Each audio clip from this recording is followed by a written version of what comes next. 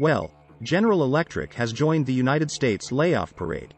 This venerable American institution has seen its ups and downs recently. Actually, mostly downs. You probably recall when it was famously removed from the Dow Jones Industrial Average. Well, GE has been quietly trying to rebuild its company and its reputation lately. But macroeconomic conditions being what they are, not every bit of news is good. General Electric is reducing its headcount in its high-profile onshore wind turbine business. We know this because this is the subject of the most widely viewed videos on this channel. This video continues our coverage of the wave of layoffs sweeping the United States. What does it mean for energy companies? What does it mean for the economy? And what does it mean for the future of the United States? But before we get into all of that, please press the like button and leave us a comment below. We would love to hear from you. Please subscribe and hit the bell icon so that you are notified of upcoming videos when they are released. General Electric is laying off 20% of its U.S. onshore wind workforce. That equates to hundreds of positions, mostly technical jobs. General Electric made the announcement Wednesday and sent notes to the affected employees. We are taking steps to streamline and size our onshore wind business for market realities to position us for future success, General Electric said in a prepared statement.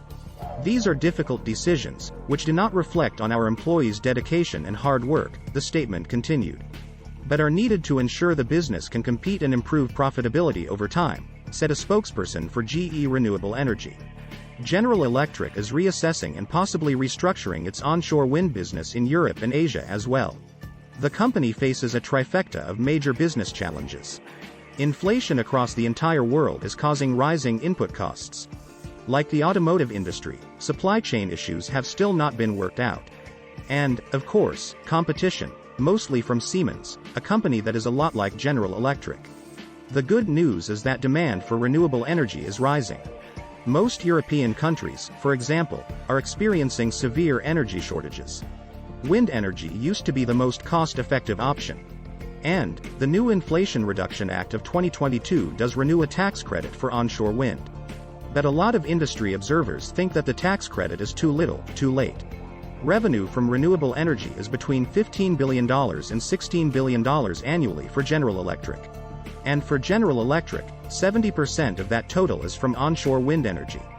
But there is some speculation that the layoffs are more of a financial move related specifically to General Electric.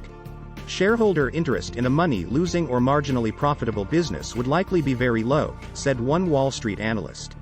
That would be the case even in a trending space like renewable energy. General Electric is in the process of breaking up one company into 3 separate companies. One company would be focused on healthcare, another on aerospace, and the other on energy. All 3 companies would be publicly traded on U.S. exchanges.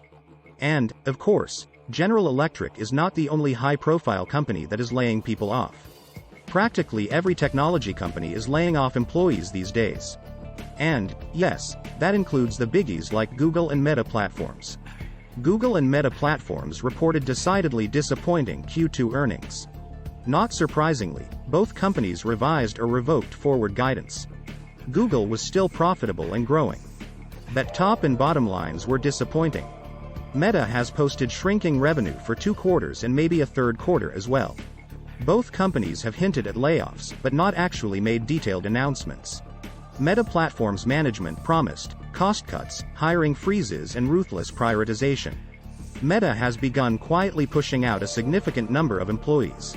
The company has restructured departments and given employees 30 days to find a new job within the company. This enables the company to cut a lot of positions without having to issue pink slips en masse. Analysts expect these reductions to be a precursor to deeper cuts.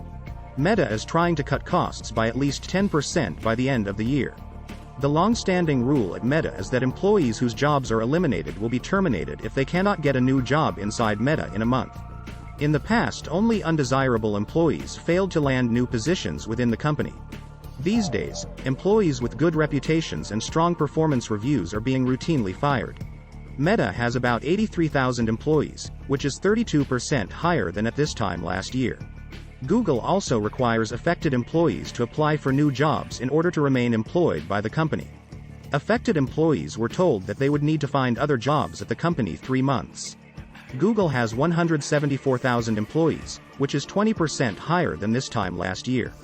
Layoffs at big tech companies are big news because the biggest tech companies went on a veritable hiring spree throughout the pandemic.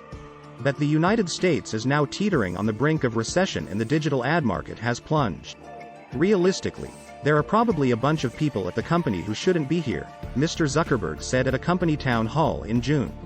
Meta head of engineering told managers to fire all employees who were coasting. Shares in Meta platforms are down by over 50% so far this year.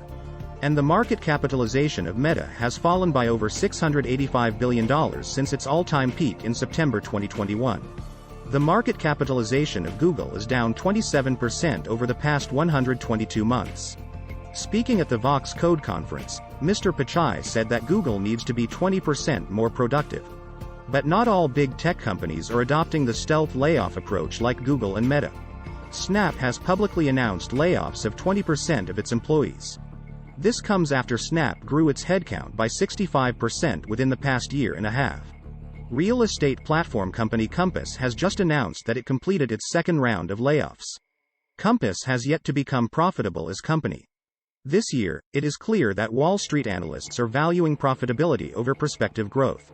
As a result, unprofitable tech companies' shares are getting punished. It seems that the day of reckoning for tech unicorns has arrived. And all companies are forced to either be profitable, find a merge partner, or die. The window for initial public offerings is effectively closed. That is why some Wall Street investment bankers are predicting a wave of tech mergers later this year. Twilio, another unprofitable tech company, is pretty much in the same boat as Compass. Last week, Twilio announced the layoff of 11% of its employees and a broad financial restructuring. It comes amid a broad macroeconomic downturn in the United States. The Federal Reserve is aggressively raising interest rates. Despite the wave of layoffs sweeping the United States, people seem to be able to find new jobs in a matter of weeks. Google, which has not yet formally announced layoffs, said that there would be an overall review of sales performance and performance in general. But, what do you think? Please leave us a comment below and hit the like button. We would love to hear from you. Please subscribe and hit the bell icon so that you are notified of upcoming videos when they are released. Please share this video on social media. Thank you for watching.